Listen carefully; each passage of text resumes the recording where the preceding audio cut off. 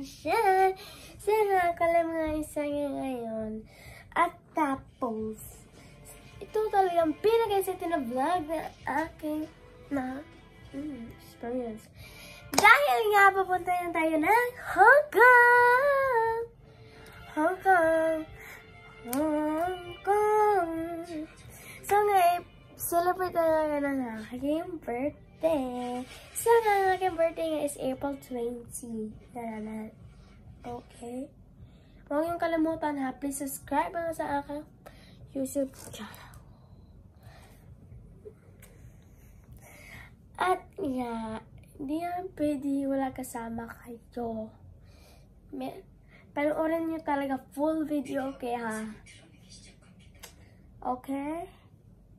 Don't forget, okay? So, nag-ready sa ako dahil nga papunta na nga kami ngayon. Go. Hi guys, mag-base nga tayo. So, wala itong outfit for today. So, ipakita ko itong shoes na kanang akin.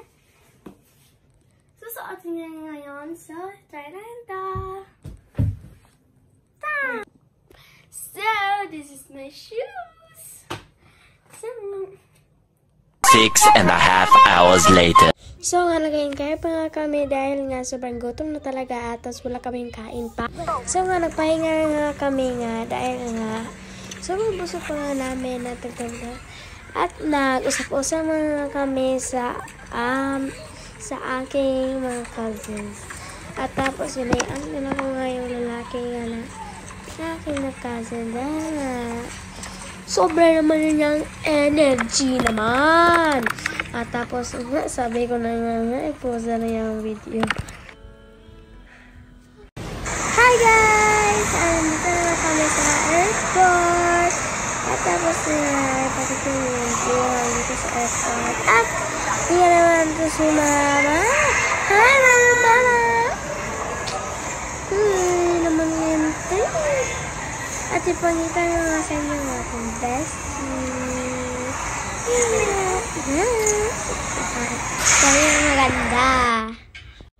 So nga sa TikTok nga kami, go girls, girl. Dito nga nag-wait pa nga kami dahil nga yung flight pa nga kami is malayo pa. At sobrang talaga may advance para hindi malate. So, tingnan nyo naman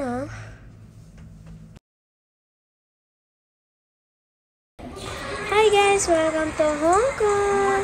At tapos naman nahinto ko kami saglit. Dahil nga, hindi pa ako papayag na hindi ako mag-perfection. Tingnan nyo naman, tingnan nyo talaga. So, hi guys! Nga, nandito nga tayo sa Hong Kong. At tapos, marami talaga experience sa training. Kaya nga, first time nga tayo sa Hong Kong. At tapos, relax saglit na dahil fresh air naman dito.